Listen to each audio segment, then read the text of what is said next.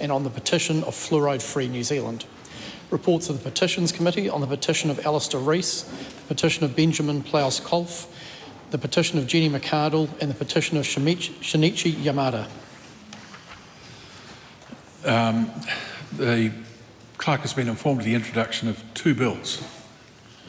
English Language Bill, Introduction. Environment, Disestablishment of the Ministry for the Environment Amendment Bill, Introduction. Those bills are set down for first reading.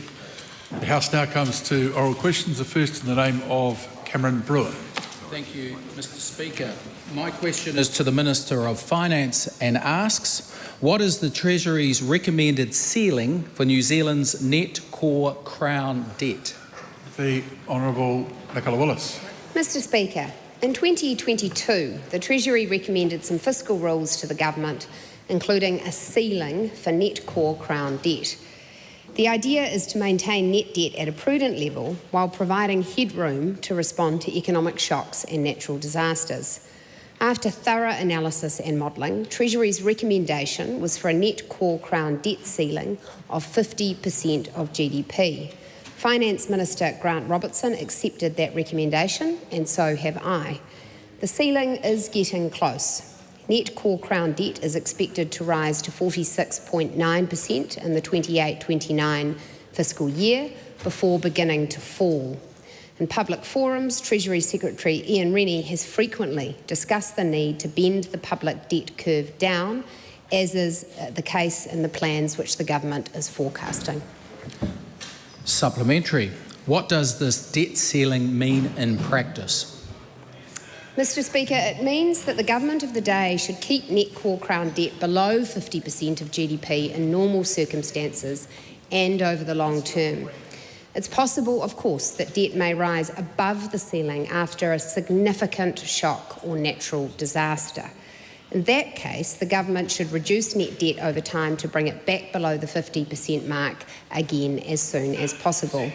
There is, of course, Mr. Speaker, a big difference between experiencing a global financial crisis or a major earthquake with low debt and lots of headroom, as New Zealand has done over the last decade or two, or the alternative, experiencing those events with debt already over 50% of GDP, which would be far more challenging. Supplementary. How does the debt ceiling relate to the government's long-term fiscal objectives for debt? Well, Mr. Speaker, as I said, the government has acknowledged that 50% of GDP should be considered the upper bound for net debt in normal times. But a ceiling is not a target, and debt can rise quickly. It went up more than 20% of GDP in just 6 years under the previous government. The current government's objective is therefore to have net debt lower than the ceiling, with a long-term objective to get it to under 40% of GDP over time. Lower debt puts New Zealand in a much better position to deal with inevitable challenges, and also means we're not spending as much on interest payments. Supplementary. What does the debt ceiling mean for infrastructure investment? Mr. Speaker, New Zealand has clear infrastructure needs as set out in the plan released by the Infrastructure Commission today. These include for social infrastructure such as hospitals and schools. In Budget 2025, for example, the government made a capital investment of more than $1 billion in hospitals and health facilities, including a major redevelopment of Nelson Hospital.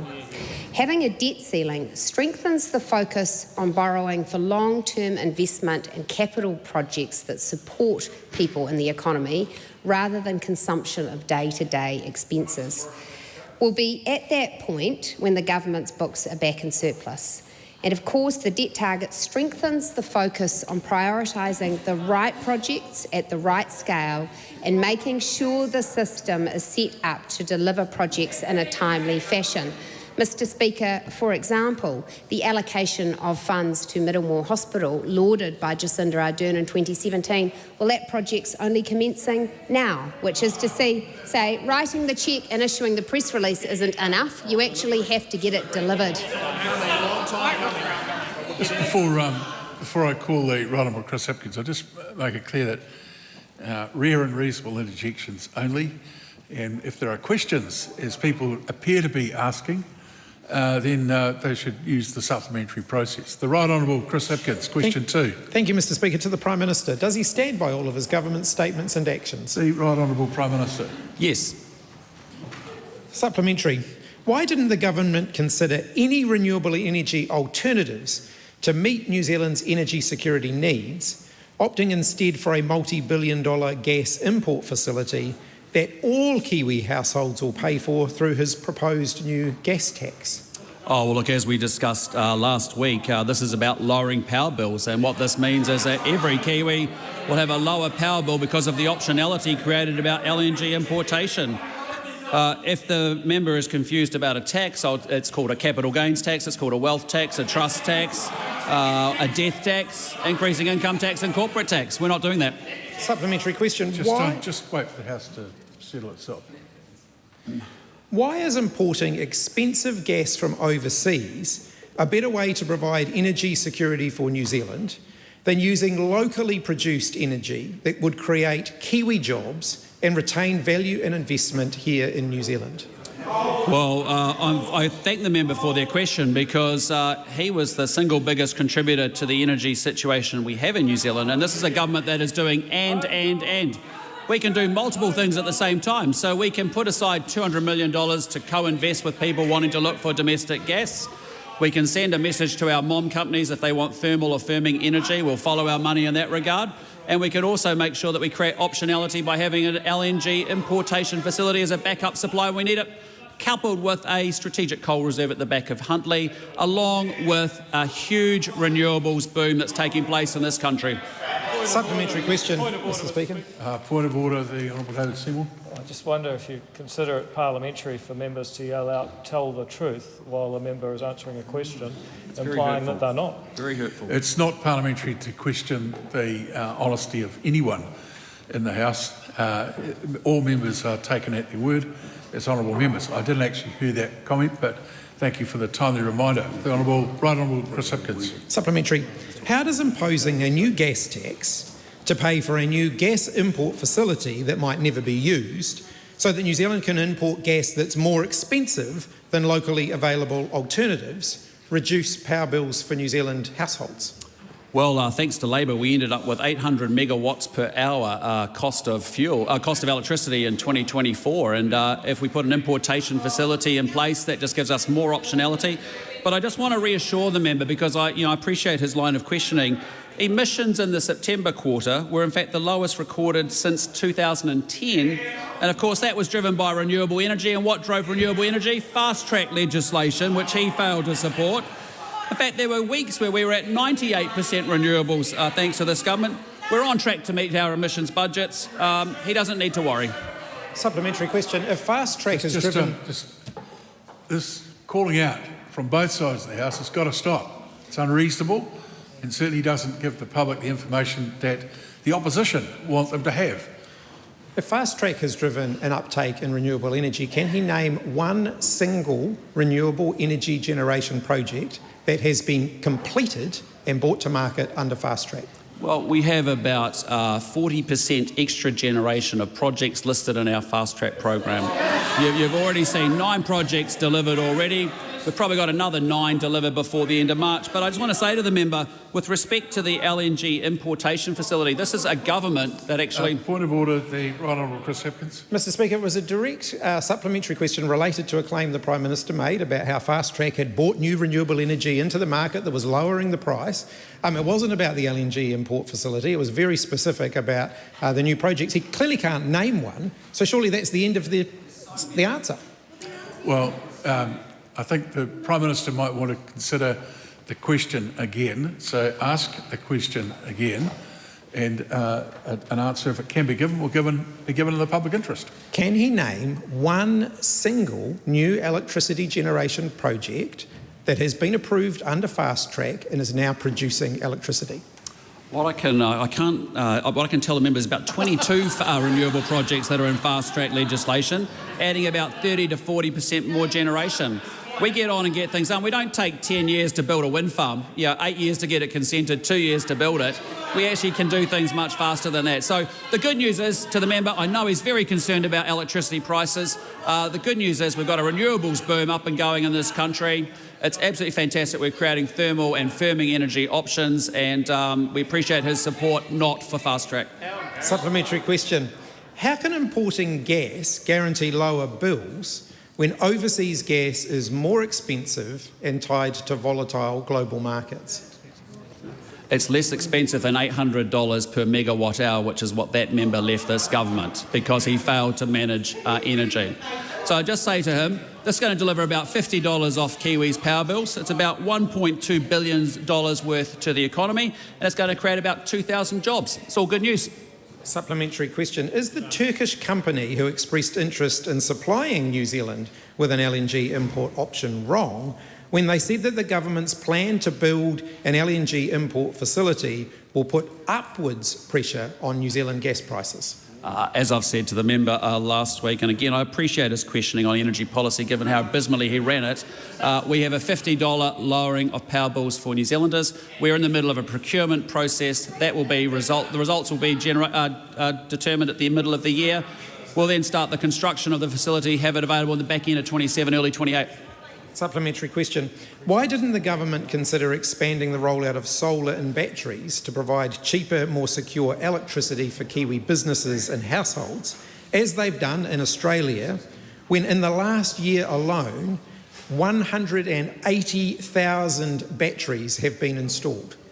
Well, again, we're seeing a renewables boom in this country, and that's in part because we've got the regulatory settings right. With fast-track legislation, it's absolutely fantastic. People are wanting to build renewable projects. We have overseas investors, local capital, all wanting to sign up for solar, geothermal, wind. That's all good stuff. Question number 2, the Honourable. Question number 2, when the Labour front bench are ready for it. Question number 2, the Honourable Marama Davidson. I te mangai. Ki te Premier, e tautoko ana ia I ngā kōrero me ngā mahi katoa a tōna kāwanatanga. The Right Honourable Prime Minister. Yes. Believe that it is a core responsibility of government to protect its people and to deal with climate-charged weather events.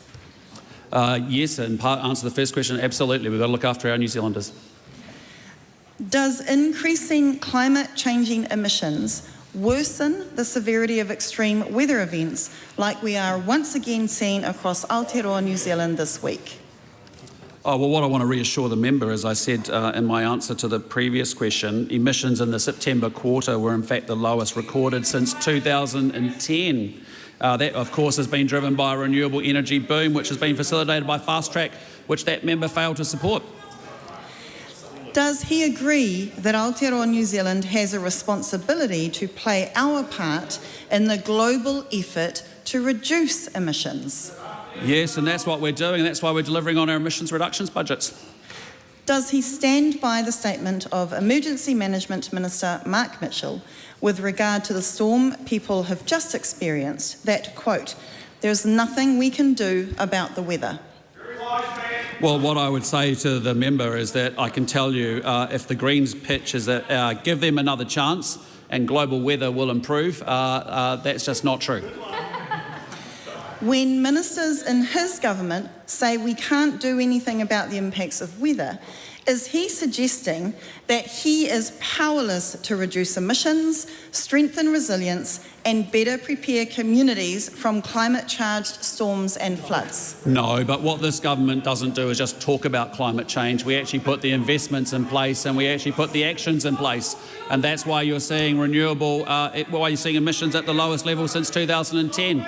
We've put $200 million into stop banks and flood resilience. We're building back roads that are twice as resilient to floods, and that's all a good thing. Question 4, Katie Nimmin. Thank you, Mr. Speaker. My question is to the Minister for Infrastructure. What reports has he seen on New Zealand's infrastructure? The Honourable Chris Bishop. Mr. Speaker, today the New Zealand Infrastructure Commission released the National Infrastructure Plan, and I want to congratulate Raveen, Jeff and the team at the Commission. What is clear, Mr. Speaker, is that our system is underperforming. We have real challenges ahead. We spend a lot on infrastructure, around 5.8% of GDP annually. It's one of the highest in the OECD, but we rank toward the bottom for efficiency, and we are fourth to last in the OECD for asset management. Many central government agencies do not understand what they own or have long-term investment plan. The assurance system for new projects is weak and does not give ministers confidence that we are getting good value for money. New Zealanders and taxpayers deserve better. That's why the government welcomes today's plan. Supplementary. What does the National Infrastructure Plan say? Mr Speaker, the plan puts forward 16 recommendations under 4 key themes. They are planning what we can afford, looking after what we've got, prioritising the right projects and making it easier to build better. On page 16, the plan visualises the National Infrastructure Pipeline on a map, so New Zealanders in the sector can see what projects are coming. It's broken down by region, funding status and sector. Sometimes people say what New Zealand needs is an infrastructure pipeline, and it turns out we actually have one and have had one for many years. The plan also outlines 10 priority actions for the decade ahead. And it is good to see, Mr Speaker, that many of the key actions that are decade-long priorities include things that the government already has underway.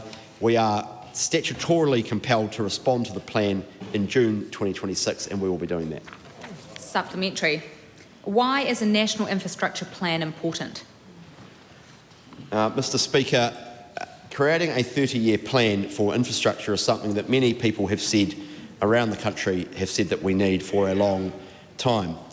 The reality is infrastructure is long-lived, and it spans across governments of whatever different stripe and many decades. We've made a good start over the last 2 years, sir, in fixing the basics of our system, but it is really clear from the plan there is a lot more to do. As part of that, we will be engaging, sir, with the opposition parties around the government response to the plan. I've written to Parliament's Business Committee today asking for a special debate to be held in the regular slot around the plan that has now come out, and there will be opportunity for future debate as well. We owe it to all New Zealanders to lift our game on infrastructure because it is in all of our interests. Supplementary question, Chloe Swarbrick. Will the Minister ask Cabinet to revisit its $1 billion investment that the government has planned in the LNG import facility when the Infrastructure Commission today was clear that, quote, new renewable generation can lower average prices and reduces reliance on imported fuels, end quote, and that this LNG facility will likely not lower household bills? Mr Speaker, the LNG facility the government is in the process of procuring is critical to crowding in future renewable investment generation, because when the lakes are low, the rain doesn't fall and the sun doesn't shine, and well, the simple reality is we have a highly renewable, vulnerable system. You need the backup of gas or thermal electricity in order to have the highly renewable system that we have. And that is why we are procuring essentially an insurance policy to make sure that people who are investing in renewables can make sure that that investment will work as a result of these policies. Supplementary. The Right Honourable Winston Peters. The Infrastructure Commission has paid sufficient attention to the growing coal use in China.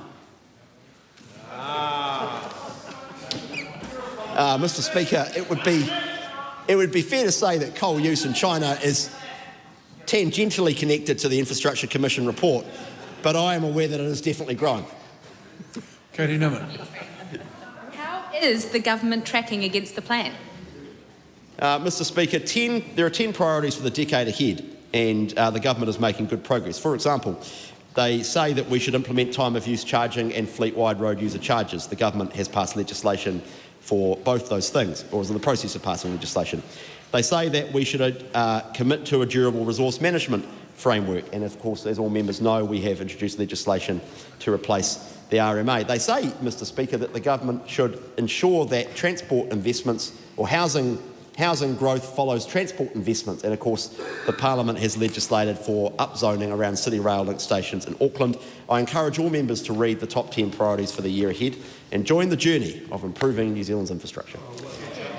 The Honourable Barbara Edmonds, question 5. Vinaka Vakalevu, Mr Speaker. To the Minister of Finance, does she stand by her statement in July 2024 that, quote, the cost of living relief is on its way, unquote? If so, have prices come down since then? The Honourable Nicola Willis. Well, Mr Speaker, yes, and it is a curious statement for the member to highlight, as it was made 2 days before personal income tax changes came into effect. I went on to say, quote, from Wednesday you will be able to keep more of your hard-earned money to put towards things that are important to you. Since then, around 1.9 million New Zealand households have benefited by an average of $60 more a fortnight. Cost of living relief, Mr Speaker, that was opposed by that member. To the second part of the question, since 2002, successive governments have had a target for annual CPI inflation of between 1% and 3%. I'm not aware of it being the position of any party in Parliament to target negative inflation or price decreases in real terms. We do now have low and stable inflation after a terrible period in which it stayed out of band for 3 years out of the last government, and which peaked with overall prices rising more than 7% a year. Supplementary. Does that mean food prices are cheaper or more expensive? Mr Speaker, what it means is that food price inflation has come under a lot more control on this government's watch than under the last. For comparison, Mr Speaker, in September 2023, quarterly food price inflation was 8.8%. Mr Speaker, it is a lot lower now.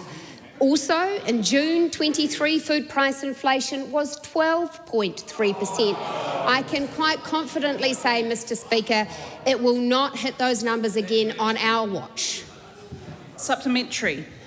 Does a 4.6% increase in food prices over the last year reflect her promise that cost of living relief is on its way? Well, Mr Speaker, of course I join other members of this House who would like to see food price inflation go even lower still. The point I am making to the member is that food price inflation has been a lot higher in recent times, most markedly under the last government. On our watch, it's been lower. Well, then, has she broken her promise to get food prices under control when staples like mince is 18% higher and bread is 58% higher and increasingly out of reach for everyday families? Mr Speaker, ensuring that New Zealanders can meet the costs of their weekly supermarket shop is something this government is very focused on. That is, in part, why we delivered tax relief to help people keep up with growing costs, and it is why we have been so keen to support the Reserve Bank in its fight to keep inflation under control, with our key measure there be keeping our own spending under control.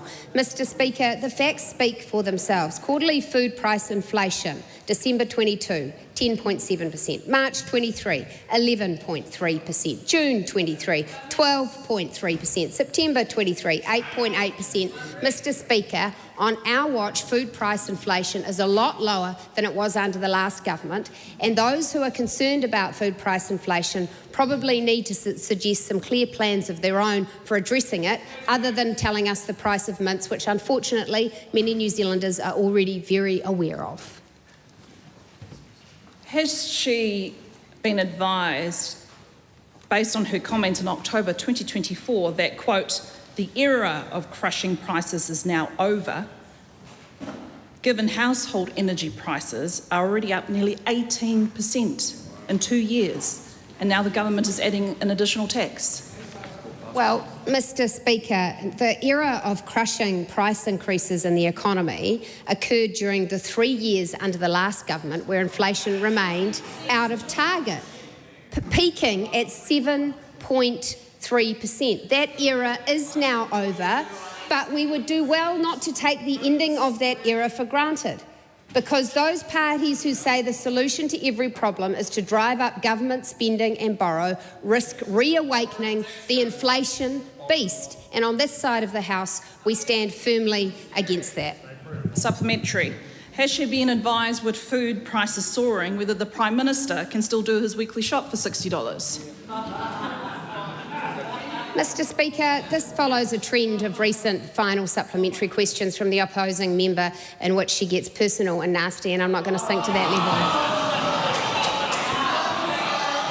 Question number 6, Tom Rutherford. Mr Jackson. Tom Rutherford. Thank you, Mr Speaker. My question is to the Minister of Justice. How is the government committed to fixing the basics in law and order?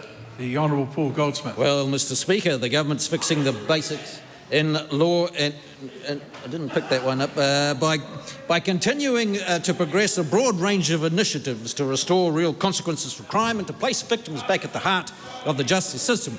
We've reformed the sentencing regime so that those who cause the most harm are imprisoned for longer, given police effective tools to deal with gangs, stopped taxpayer funding for the proliferation of cultural reports, made stalking an illegal and jailable offence, given victims of sexual assault the power to determine if offenders are granted name suppression, restored 3 strikes, and much more. Supplementary. How is reforming the Crimes Act fixing the basics in law and order? Well, Mr Speaker, this government's committed to fixing the basics in law and order. As I've said, the Crimes Act Amendment Bill is currently before the Justice Committee. It creates specific offences for assaulting first responders and committing coward punches, Mr Peters, as committed in New Zealand First National Coalition Agreement. It also gives effect to the new citizens' arrest powers and introduces a new shoplifting infringement regime to provide businesses with more protections to stop those who steal from them from getting away with it. Lastly, it strengthens the trafficking and people smuggling laws to stop criminals using loopholes to target our most vulnerable. What is next on the government's agenda to fix the basics in law and order? Well, Mr Speaker, the government's considering how to deal more effectively with antisocial and disruptive behaviour that in many places in New Zealand is impacting the everyday enjoyment and utilisation of public spaces. No one, whether you're a retailer or just out there doing your job or living in the CBD, should have to be the subject of unwelcome behaviours of others in public. Those who engage in disorderly or threatening behaviour, who seek to intimidate, to interfere with businesses and others' peaceful use of the CBD will face consequences, Mr Speaker. We'll have more to say about that very shortly. Supplementary. What measures are in place for the government to track progress of fixing the basics in law and order? Well, Mr Speaker, the government set an ambitious target upon coming into office to have 20,000 fewer victims of serious violent crime by 2029. And the good news is that as a nation, we're tracking well ahead of that target with 38,000 fewer victims of violent crime today than when we came into office. That's 38,000 families who haven't had to go through the trauma of having their loved ones or individually being the victims of violent crime. Of course, there is much more work to do, and that is why we're committed as a government to restoring law and order in this nation. Supplementary. Can he confirm that there has been a significant and sustained reduction in child and youth offending? Yes, indeed. We had set a target there to reduce the number of serious repeat youth offenders, and that is ahead of budget at the moment, thanks to the efforts of our excellent fellow ministers, Karen Shaw and also Nicole McKee, and indeed the entire Justice team, including Mark Mitchell and the indomitable Judith Collins. And together as a government right across the board, we're determined to reduce the number of victims of crime. And if you're the victim of an assault from a young person or an old person, it's the same thing. You're still a victim of assault, and we have to have clear consequences for that. Question number 7, Dr David Wilson. Thank you, Mr Speaker. My question is to the Minister for Oceans and Fisheries. What actions has the government taken to protect rock pools? The Honourable Shane Jones. Mr Speaker, consistent with the balanced and proportionately weighted approach I adopt towards marine management, it was with great joy that we've announced a 2-year ban on the taking of invertebrate and seaweed species on the east coast around Hibiscus Coast in northern Auckland. And I want to acknowledge the local MPs who, along with Ngāti Manuhiri, advocated for this decision. It will put an end to the overcollection of marine life from the rock pools, the surrounding coastline. This temporary closure will take effect from March the 12th, 2026, and it will be enforceable by fisheries officers. We are also considering, sir, a range of other tools in terms of safeguarding rock pools and the intertidal zone, such as infringement notices for those who breach the rules. Supplementary. Why are you putting this temporary ban in place? Excessive effort. It may not be well known, sir, but we were advised by locals in the Whangaparaoa and Hibiscus Coast area that organised groups of people in that part of Auckland were arriving, including busloads of tourists organised by social media sites, largely visited by immigrants who were acting in a way that has offended the local community. And when the busloads arrive, no rock pool can survive something akin to the Oriental Express. Supplementary. How will people know about the closures? It's important, Mr. Speaker, that we use all tools of education. This is an area, this is a subject matter that is a very sensitive, but one that has riled people who live next to the coast who feel that the state is not taking account of how our changing demographic character is leading to people going to the coast without understanding host culture.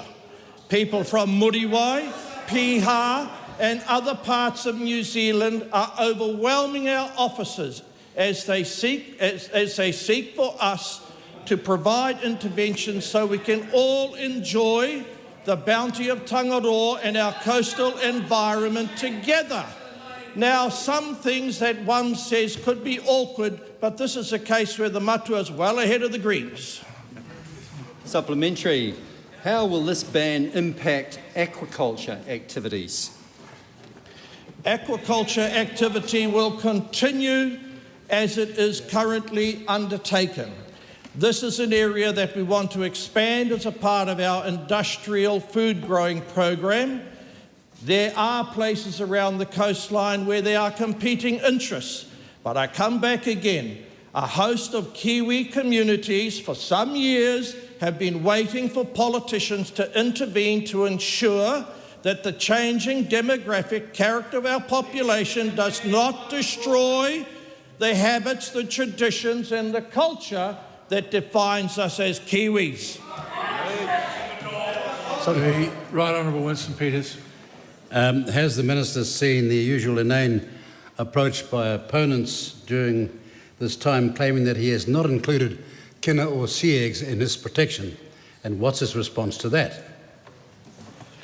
There is an exemption, Mr. Speaker, for kina. We are struggling around the coastline in a host of different locations to manage the expansion of what is known as kina barren colonisation.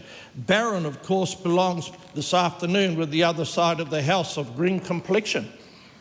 That's just to point out that you're not meant to use supplementaries to attack the other side of the House. Now that, I think, was not a compliment, so just calm that one down. Question number 8, the Honourable Dr Megan Woods. Thank you, Mr. Speaker. My question is for the Minister of Energy. What analysis, if any, shows that his LNG level model is cheaper over 20 years for households than a program of wind, solar, storage and demand-side management? The Honourable Simeon Brown. Mr. Speaker, on behalf of the Minister for Energy, I'm advised that MB assessed 11 options, including renewables, storage and demand response. The analysis found that a renewables and demand-side approach would not solve the dry year problem in a timely manner. A direct comparison was therefore not made with the options suggested by the member. The government concluded that LNG was the best option to ensure energy security and to ensure reduced electricity prices for consumers. This stands in contrast to the previous government's proposed $16 billion Lake Onslow project, which wouldn't have delivered electricity until at least 2037. We're focused on delivering secure, reliable and affordable energy for Kiwis as quickly as possible. Question. Why did the Concept Consulting modelling released yesterday only compare LNG and no LNG options when MBIE's own analysis shows the illustrative Rankine option is likely to have the greatest benefit in terms of downward price pressure? Mr. Speaker, the answer to that question is that the analysis found that a renewables and demand-side approach would not solve the dry year problem in a timely manner. And I know while she's here arcing back to the Lake Onslow project, which wouldn't actually solve a problem until 2037. We need energy now. We need fuel now. And that is why this government is so focused on getting an option in place which not only secures the fuel this country needs, but also reduces power bills for consumers. That's what we're delivering. Supplementary. Just finish with that. Honourable Megan Woods. Thank you.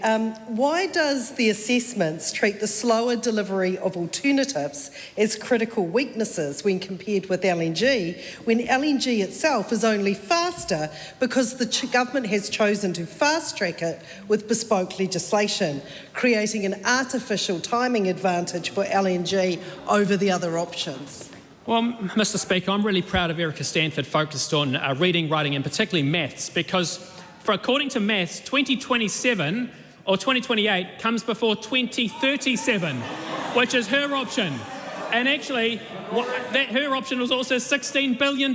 So we're not only focused on reducing power bills, but getting it done a whole lot faster so we can have secure energy at lower prices for consumers. And it's not just about making sure we've got the thermal energy that we need, whether it's coal and gas, it's also the renewable energies. We've got a renewable energy boom underway in this country, and Fast Track, which Minister Chris Bishop is very focused on. Supplementary. A point of order, the Honourable Megan Woods. That was a straight question about why one option that the government considered in a list of 11 has been given a fast-track acceleration in terms of the weighting that Cabinet gave it, and wanted to know why the other 10 options weren't also credited with that timing acceleration. It was a pretty straight question, and the Minister didn't even address it. It's true, but the government's only chosen one option, which was in the earlier questions. So why would you ask the government to comment on things they haven't done?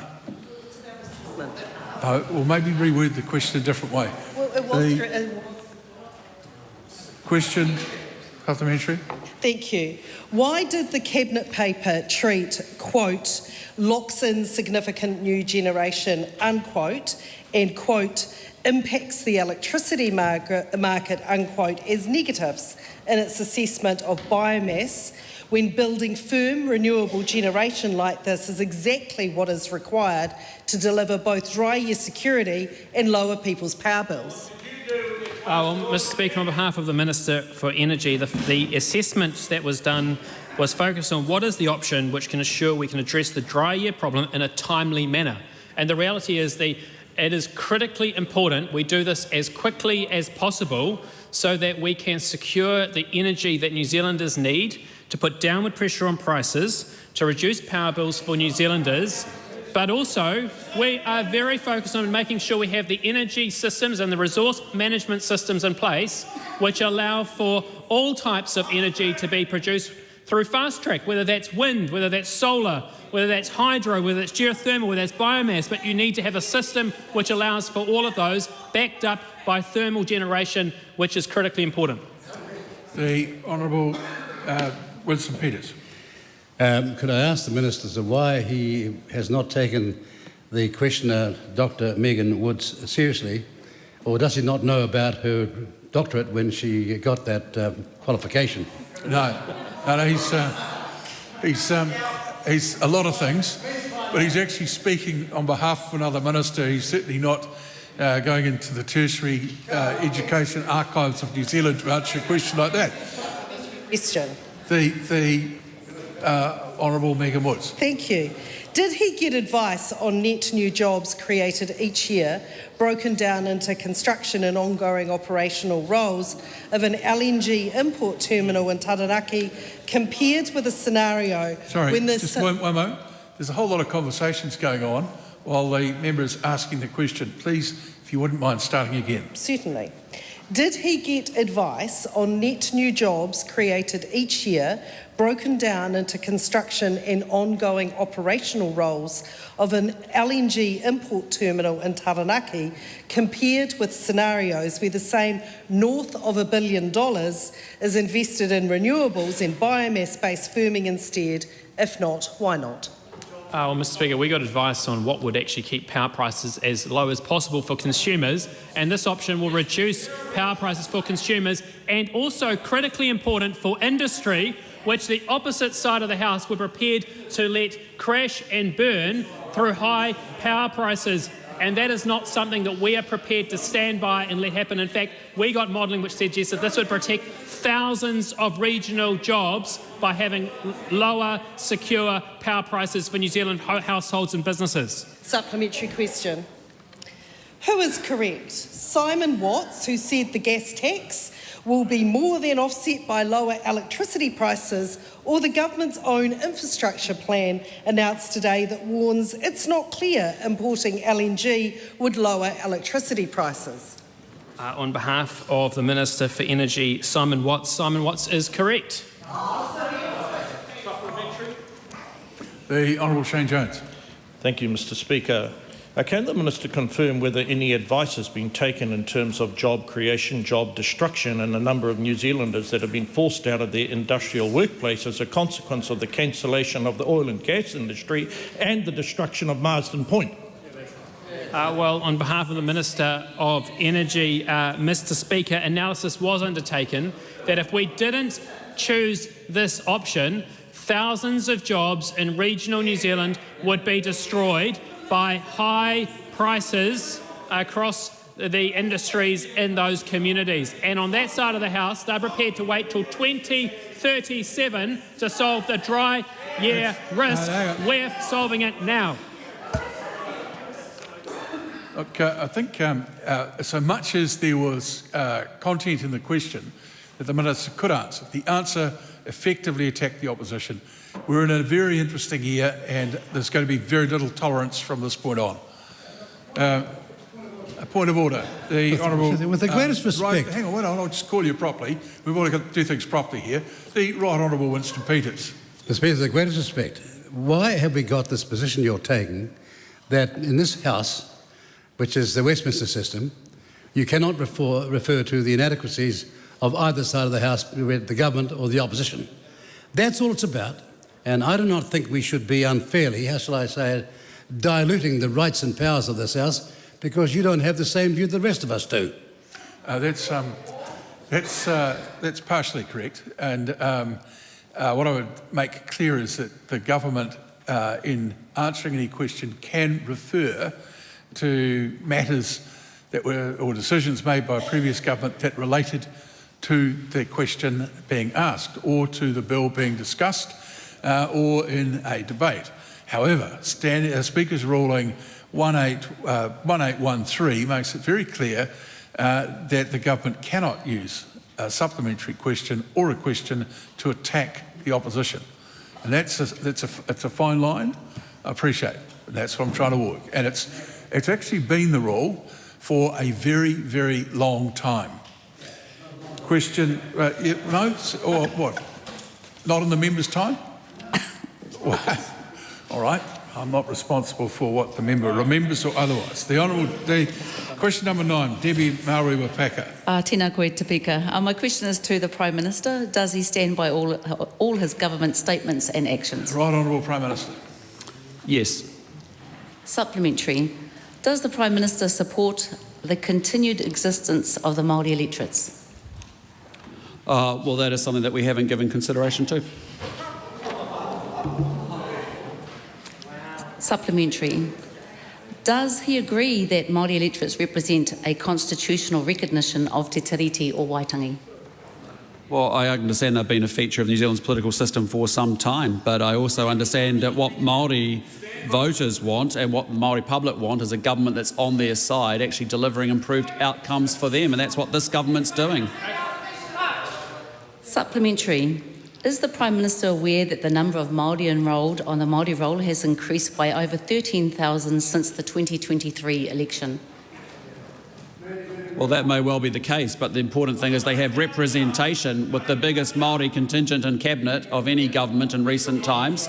They have a government that's on their sides making sure that they are raising immunisation rates for under 2. They have a government on their side making sure that their kids are getting off to a great start in education, and particularly around new entrants and phonics. Supplementary. Will he rule out supporting a referendum on the Māori electorate so long as he remains Prime Minister? Well, that is not government policy. Supplementary. Is that a no? Well, I've just said to the member it's not government policy. Supplementary question, the Right Honourable Winston Peters. If the Maori seats were worth defending, why is it that the people who preside in the Maori seats have spent less time in Parliament than somebody who's been overseas for 206 days and yet spend more time in Parliament than the Maori Party seats altogether? Well, that is an important question. I think Māori voters on the Māori electorates have been poorly represented in this Parliament. Point of order. I would like that particular member to rescind his comment because he cannot prove that that is correct. In fact, the stats show that this member was in the House and spoke more than he did. It is factually incorrect what he has proposed. It's just a minute. Just a moment. The only point I would make is that the Prime Minister has no responsibility for Māori Party MPs. We'll go now to question 10. Question 10, Chloe Swarbrick, and no one else is speaking while the question's asked. Ki te Premier, e tautoko ana ia I ngā kōrero me ngā mahi katoa a tōna kāwanatanga. The Right Honourable Prime Minister. Yes. When will he respond to our letter from January in the wake of ongoing devastation from climate-charged weather events to restart cross-partisan work on climate adaptation with urgency? Well, as I explained to the member last week, it hasn't stopped.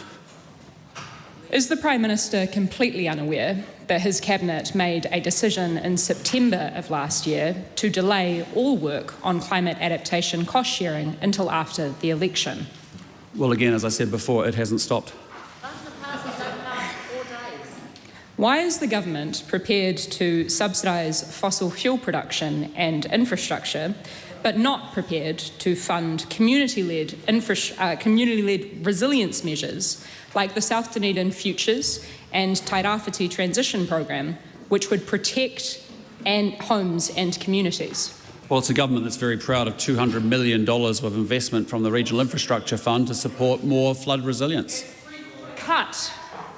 Does the Prime Minister want a managed transition where government works actively with communities to find the best solutions to adapt to a changing climate? Or does he want to continue with his current plan, where government makes ad hoc decisions in the wake of tragic climate-charged extreme weather events? Well, I disagree with the second leg of that question. Supplementary, the Honourable Shane Jones. Does the Prime Minister agree that spending hundreds of millions of dollars on stop bank resilience work is actually a practical demonstration of how we cope with volatile weather, and also that it's work carried out by the local communities who look for confidence in the face of adverse weather events?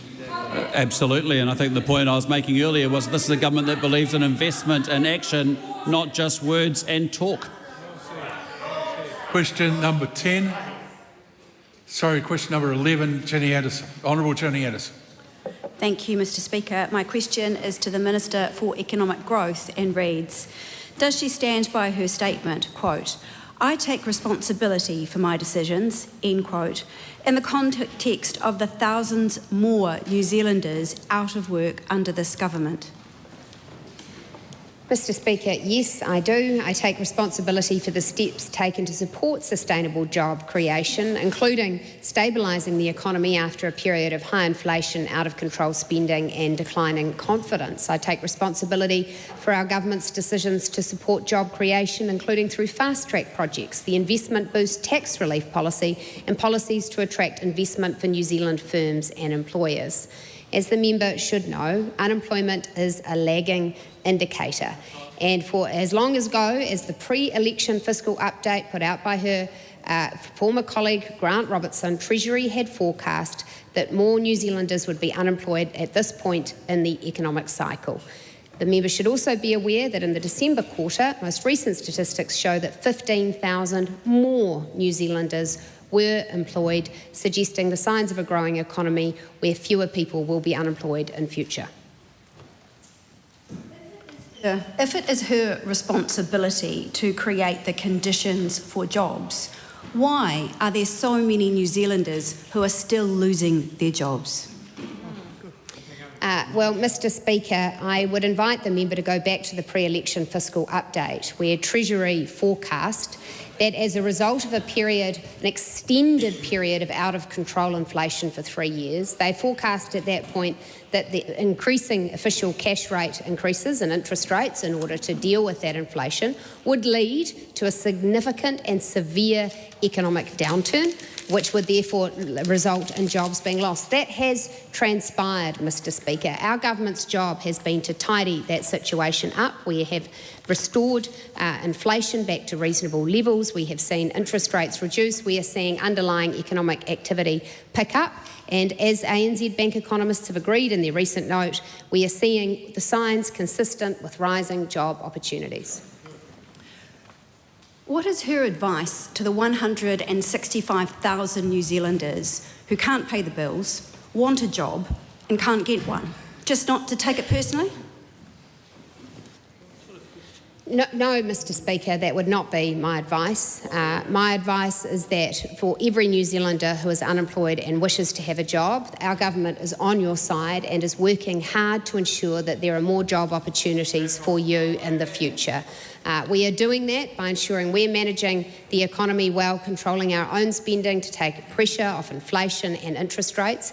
And we're also working to remove the barriers that have stood in the way of those firms, employers and entrepreneurs who want to get on and create job opportunities. That's why we're fast-tracking quarries, housing developments, new projects. That's why we have attracted more investment through the AAP visa to invest in new firms and new opportunities. That's why we support high-quality public sector infrastructure projects. That's why we've taken the Investment Boost tax relief to support more job and wage creation in the future. We're on your side, we're working hard, and many economists agree with us when they say that the underlying conditions are such that there will be more job opportunities in future. What does it say about her ability to create the conditions for jobs when it's the hardest time in 30 years for Kiwis to find a job? Well, Mr Speaker, it says that I came into this role as the Minister of Finance at a very difficult point for New Zealand, when we had successive years of a Labor government that drove up spending, drove up inflation, drove up interest rates and left the place in a joint and in a terrible situation. And it says, Mr Speaker, that those who wish to go back to a prescription of more spending, borrowing and taxing need to remember where that landed us last time. And unless that member has actually learnt the lessons of history and is saying that she wouldn't do that again, I would say to her that there's only one side of the House that is for sustainable job creation, and it's this side, and it starts with sensible economic management. Does she agree with Mike Hoskins of News Talk ZB, who said, quote... You're on the show every week, get it right. Apologies. Does she agree... One person speaking. When a question is being asked, I'd ask the National Front bench to remember that and ask the member to start her question again. Does she agree with Mike Hosking of News Talk ZB, who said, quote, "The job stat for a government relying on economic credibility took a right hook and will be dazed. If not, why not?" Well, Mr Speaker, what a thing for that member to quote Mike Hosking.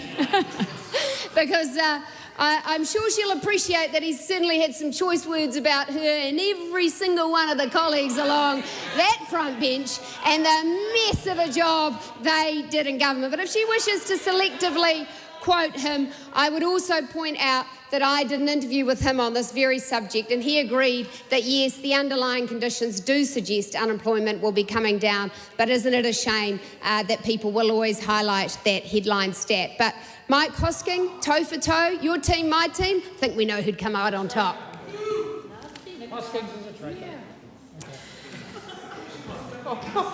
The only person who has the floor is the Honourable Ginny Anderson. Does she seriously expect New Zealanders to call it success when there are 165 people who want a job and can't get one and the cost of living keeps climbing upwards? No, Mr Speaker, and I haven't used that word. What I'd say is that we are making progress and there's a lot more progress to make.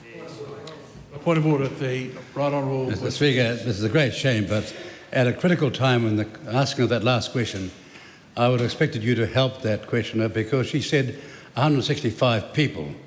I'm sure she got that wrong, but you let her get away with that, so the question became pointless.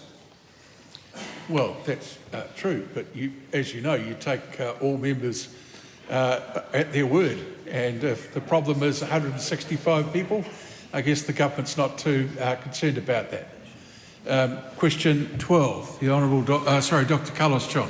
Thank you, Mr Speaker. My question is the Minister of Tourism and Hospitality. What recent announcement has the government made about supporting major events in New Zealand?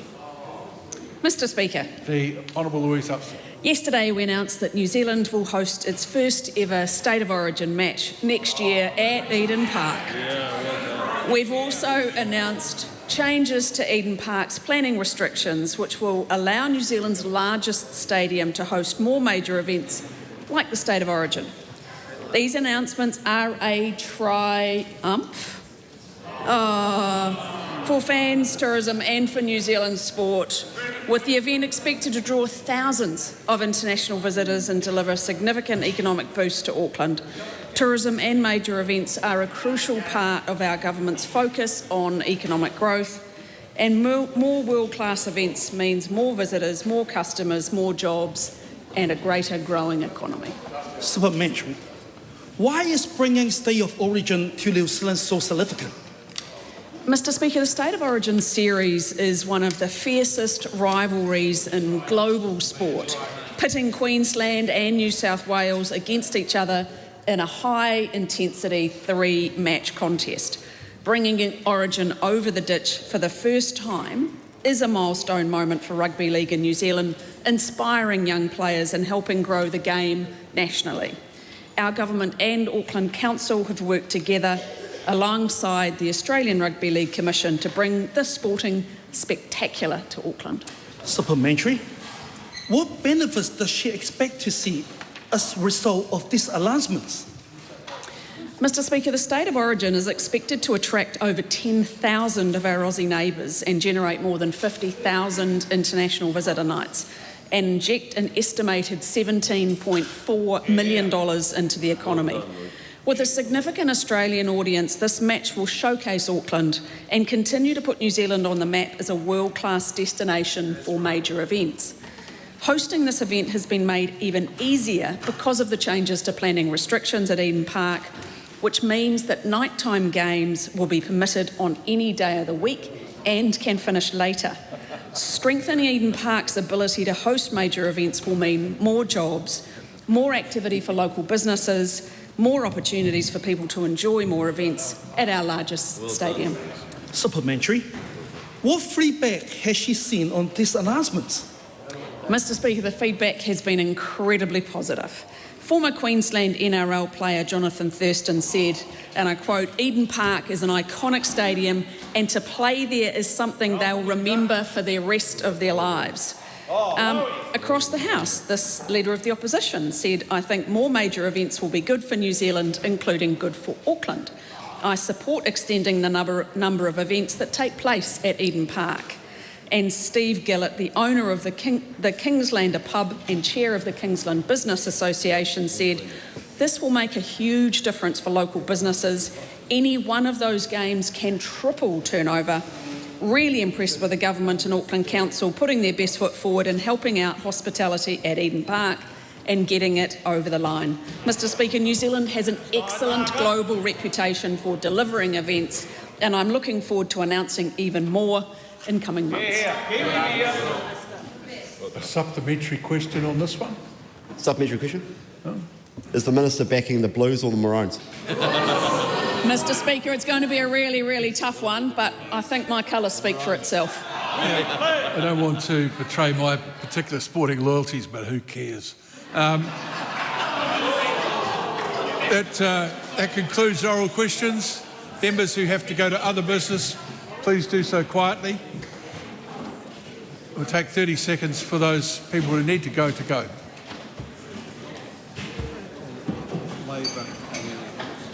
Oh, yeah, okay.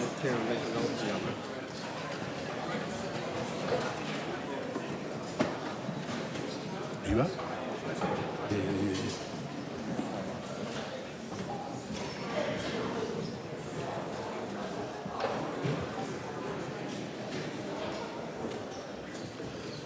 I call on Government Order of the Day number 1. Interrupted debate on the third reading of the Anzac Day Amendment Bill. Mr. Speaker. There are too many people speaking as they are leaving the House. I call on the Honourable Karen McAnulty. Thank you very much, Mr. Speaker. It is a genuine honour to participate in this debate, and anyone that has been following the debate will see that this is one of those occasions where Parliament comes together and resists the urge, as so often happens in this House, to have pot shots at each other, and takes the opportunity